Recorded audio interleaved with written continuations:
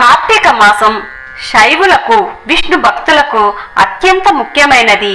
కార్తీక మాసంలో కార్తీక పురాణంలో ఉన్న కథలను రోజుకొక కథగా చదువుతాను. కొన్ని 2-3 రోజులు ఒకే కథ నడుస్తుంది.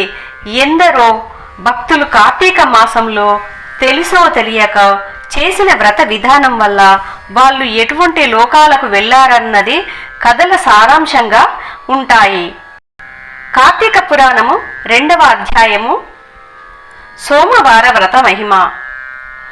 ఓమిత్యేకాక్షరం బ్రహ్మ వ్యాహరంతి త్రయశిఖః తస్మై తారాత్మనే మేధా దక్షిణమూర్తయే నమః. జనక, ఇంతవరకు నీకు కార్తీక మాసం నందు ఆచరించవలసిన విధి క్రమము మాత్రమే తెలియజేసేది.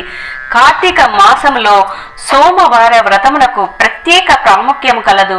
కావున సోమవార వ్రత విధానమును దాని మహిమను గురించి వివరింతును, సావధానుడవై ఆలకించుము. కార్తీక మాసంలో సోమవారమునకు శివునకు అత్యంత ప్రీతికరమైన రోజు. ఆ రోజున స్త్రీ గాని పురుషుడు గాని ఏ జాతి వారైనా గాని రోజంతయు ఉపవాసముండి నది స్నానం చేసి తమ శక్తి కొలది దాన ధర్మాలు చేసి నిష్ఠతో శివదేవునికి బిల్వ పత్రములతో అభిషేకము చేసి సాయంత్రము నక్షత్ర దర్శనము చేసిన తర్వాత భుజించవలెను. ఈ విధంగా నిష్ఠతో నుండి ఆ రాత్రి అంతయు జాగరణ చేసి పురాణ పఠనమును నుంచి తెల్లవారిన తర్వాత నదికి వెళ్లి స్నానమాచరించి తిలదానము చేసి తమ శక్తి కొలది పేదలకు అన్నదానము చేయవలెను. అటులా చేయలేని వారు కనీసము 3 బ్రాహ్మణులకైనను తృప్తిగా భోజనము పెట్టి తాము భుజించవలెను. ఉండగలిగిన వారు సోమవారము నాడు 2 పూటల భోజనము గాని ఏ విధమైన ఫలహారము గాని తీసుకొనకుండా ఉండుట మంచిది. ఇట్లు కార్తీక మాసమందు వచ్చు సోమవార వ్రతమును చేసిన ఎడల పరమేశ్వరుడు కైలాస ప్రాప్తి కలిగించి శివ సన్నిధికి చేర్చును. భర్త లేని వితంతువు సోమవార వ్రతమును ఆచరించి శివ పూజ చేసినచో కైలాస ప్రాప్తియు, విష్ణు పూజ చేసినచో వైకుంఠ ప్రాప్తియు నొందును. దీనికి ఉదాహరణంగానొక ఇతిహాసము కలదు. దానిని నీకు తెలియబరిచెదను, శ్రద్ధగా వినుము.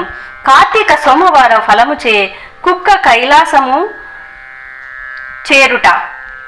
పూర్వకాలంన కాశ్మీర దేశములో ఒక బ్రాహ్మణుడు కలడు.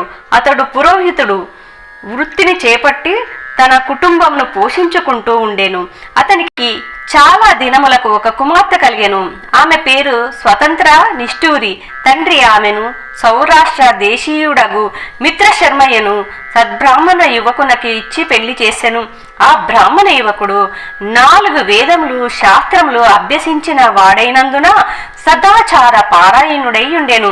అతడు భూతదయ కలిగినవాడు, నిత్య సత్యవాది, నిరంతరము భగవన్నామ స్మరణ చేయువాడునయగుటచే లోకులెల్లరునతనిని అపర బ్రహ్మ అని కూడా చెప్పుకొనుచుండెడివారు.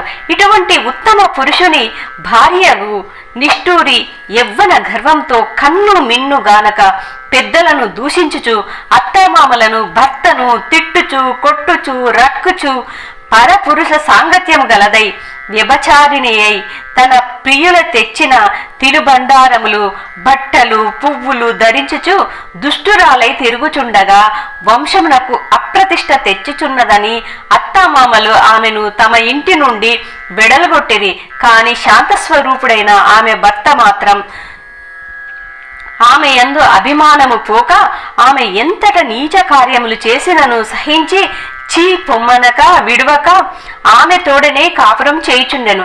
కాని చుట్టుప్రక్కల వారు నిష్ఠూరి గయ్యాలి తనమును కేవగించుకొని ఆమెకు కర్కశ అని ఎగతాళి పేరును పెట్టుటచే ఆమె మొదలందరూ దానిని కర్కశ అనియు పిలుస్తూ ఉండేవారు. ఇట్లా కొంతకాలం జరిగిన పైన ఆ కర్కశ ఒకనాటి రాత్రి తన భర్త గాఢ నిద్రలోనున్న సమయము చూచి మెల్లగా లేచి తాళి కట్టిన భర్త ఎన్న విచక్షణ గాని దయాదాక్షిణ్యాలు గాని లేక ఒక బండరాతిని తెచ్చి అతని తలపై గట్టిగా కొట్టినది. వెంటనే అతడు చనిపోయెను. ఆ మృతదేహమును ఎవరి సహాయం అక్కర్లేకనే అతి రహస్యంగా దొడ్డిదారిన గుంపోయి ఊరి చివరనున్న పాడు నూతిలో బడవేచి పైన చెత్త చెదారములతో నింపి ఏమేమి ఎరగని దాని వలె ఇంటికి వచ్చాను. ఇక తనకు ఏ ఆటంకము లేవని ఇక విచ్చలవిడిగా సంచరించుతూ తన సౌందర్యము చూసి ఎందరినో క్రీగంటిని వశపరుచుకొని వారల వ్రతమును పాడు చేసి నానా జాతి పురుషుల తోడను రమించుచు వర్ణ సంకరాలయ్యను. అంతయేగాక పడుచు కన్యలను భర్తలతో కాపురము చేయుచున్న పడుచులను తన మాటలతో చేరదీసి వారికి కూడా దుర్బుద్ధులు నేర్పి పాడు చేసి విటులకు తార్పి ధనార్జన కూడా చేయసాగెను. జనక రాజు యవ్వన బింకము ఎంత కాలముండదు గదా, కాలముక్క రీతిగా నడవదు. క్రమక్రమముగా ఆమెలో యవ్వనం నశించినది. శరీరమందు మేహ వ్రణములు బయలుదేరినవి. ఆ వ్రణముల నుండి చీము రక్తము రసికారుట ప్రారంభయ్యాను. దానికి తోడు శరీరమంతా కుష్టి వ్యాధి బయలుదేరి దుర్గంధము వెలువడుచున్నది. దినదినము శరీర పటుత్వము కుషించి కురూపి అయి భయంకర రోగంతో బాధపడుచున్నది. ఆమె యవ్వనములో ఉండగా ఎన్నో విధాల తృప్తి కలిగించిన విటులందరూ ఒక్కరూ ఇప్పుడు ఆమెను తొంగి చూడలేదు, ఆ పరిసర ప్రాంతానికి వెళ్ళలేదు. తాము ఎటులనైనా పలకరించుట వలన ఆ వీధి ముఖమైనను చూడకుండిరి. కర్కశ ఇటుల నరక బాధలు అనుభవించుచు పురుగుల పడి కొంతకాలానికి చనిపోయి బ్రతికినన్నాళ్ళు ఒక్కనాడైనా పురాణశ్రవమైనను చేయని పాపిష్టురాలైనది గదా. చనిపోయిన వెంటనే భయంకరులైన యమభటులు ఆమెను గొంపోయి ప్రేతరాజగు యముని సన్నిధిలో నుంచగా యమధర్మరాజు చిత్రగుప్తుల వారిచే ఆమె పాపపుణ్యముల జాబితాను చూపించి, భటులారా, ఈమె పాపచరిత్ర అంతా ఇంతా కాదు, వెంటనే ఈమెను తీసుకువెళ్లి ఎర్రగా కాల్చిన ఇనుప స్తంభమునకు కట్టబట్టుడు అని ఆజ్ఞాపించెను. విటులతో సుఖించినందున గాను యమభటులు ఆమెను ఎర్రగా కాల్చి ఇనుప స్తంభమును కౌగిలించుకోమని చెప్పిరి. భర్తను బండరాతితో కొట్టి చంపినందుకు గాను ఇనుప గదలతో కొట్టిరి. పతివ్రతలను వ్యభిచారులుగా చేసినందుకు సకల సలసల కాకిన నూనెలో పడవేసిరి. తల్లిదండ్రులకు అత్తామామలకు ఎపకీర్తి తెచ్చినందున సీసము కరిగించే నోటిలో చెవిలోను పోసి ఇనుప కడ్డీలు కాల్చి వాతలు పెట్టిరి. తుదకు కుంభీపాక నరకంలో వేయగా అందు ఇనుప ముక్కలు గల కాకులు, విషసర్పాలు, తేళ్లు, జర్రులు కుట్టినవి. ఆమె చేసిన పాపములు ఇటు 7 తరాల వాళ్ళు అటు 7 తరాల వాళ్ళు నరక బాధలు పడుచుండిరి. ఈ ప్రకారంగా నరక బాధలను అనుభవించుచు కడకు కళింగ దేశంన కుక్క జన్మ ఎత్తి ఆకలి బాధ పడలేక ఇల్లిల్లు తిరుగుచుండగా కజ్జలతో కొట్టువారు కొట్టుచు, తిట్టువారు తిట్టుచు, తరుమువారు తరుముచుండిరి. ఇట్లుండగా ఒకనాడు శ్రోత్రి అయిన బ్రాహ్మణుడు కార్తీక సోమవార వ్రతమాచరించి ఉపవాసము నుండిన సాయంత్రము నక్షత్ర దర్శనము చేసి బలియన్నము నరుగుపై పెట్టి కాళ్ళు చేతులు కడుగుకొనుటకు లోనికేగను. ఆ సమయమున ఈ కుక్క వచ్చి ఆ బలియన్నమును తినెను. వ్రతనిష్ట గరిష్ఠుడైన ఆ విప్రుని పూజా విధానము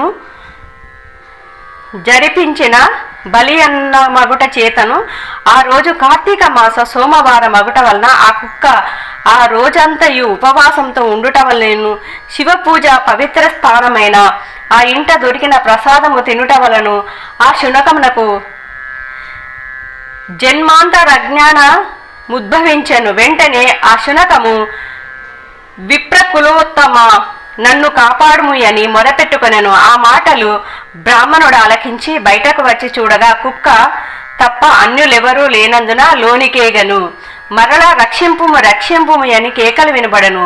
మరల విప్రుడు బయటకు వచ్చి, ఎవరు నీవు, నీ వృత్తాంతం ఏమి అని ప్రశ్నించగా, ఎంత నా కుక్క మహానుభావ, ఈ పుట్టుకకు వెనుక 15 జన్మల యందు విప్రకులంనకు నేను వ్యభిచారినై అగ్నిసాక్షిగా పెళ్లాడిన భర్తను చంపి వృద్ధాప్యంలో కుష్ఠురాలనై తనువు చాలించిన తర్వాత యమదూతల వల్ల మహా నరకం అనుభవించి నా పూర్వీకుల పుణ్యఫలం వల్ల ఈ జన్మలో కుక్కనైతిని. ఈ రోజు మీరు కార్తీక సోమవార వ్రతము చేసి ఇచ్చట ఉంచిన బలి అన్నము తినుట వలన నాకు ఈ జ్ఞానోదయం కలిగెను. కావున ఓ విప్రోత్తమ, నాకు మహోపకారంగా మీరు చేసిన కార్తీక సోమవార వ్రత ఫలితం ఒకటి ఇచ్చి నాకే మోక్షము కలిగించమని ప్రార్థించుచున్నాను అని వేడుకొనగా, కార్తీక సోమవార వ్రతంలో చాలా మహత్యం ఉన్నదని గ్రహించి ఆ బ్రాహ్మణుడు ఒక సోమవారం నాటి ఫలమును ఆమెకు దారబోయగా, వెంటనే ఒక పుష్ప విమానము అక్కడకు వచ్చి ఆమె అందరికీ వందనం చేసి అక్కడి వారందరూ చుచ్చుచుండగానే ఆ విమానం ఎక్కి శివ సాన్నిధ్యముకు చేరెను. వింటివా జనక మహారాజా, కావున ఈ కార్తీక సోమవార వ్రతమాచరించి శివ సాన్నిధ్యమును పొందమని వశిష్ఠునకు హితబోధ చేసి ఇంకను ఇట్లు చెప్పదొడంగెను. ఇట్లు స్కాంద పురాణాంతర్గత వశిష్ఠ ప్రోక్త కార్తీక మహత్యమందలి 2వ అధ్యాయము 2వ రోజు పారాయణము సమాప్తము.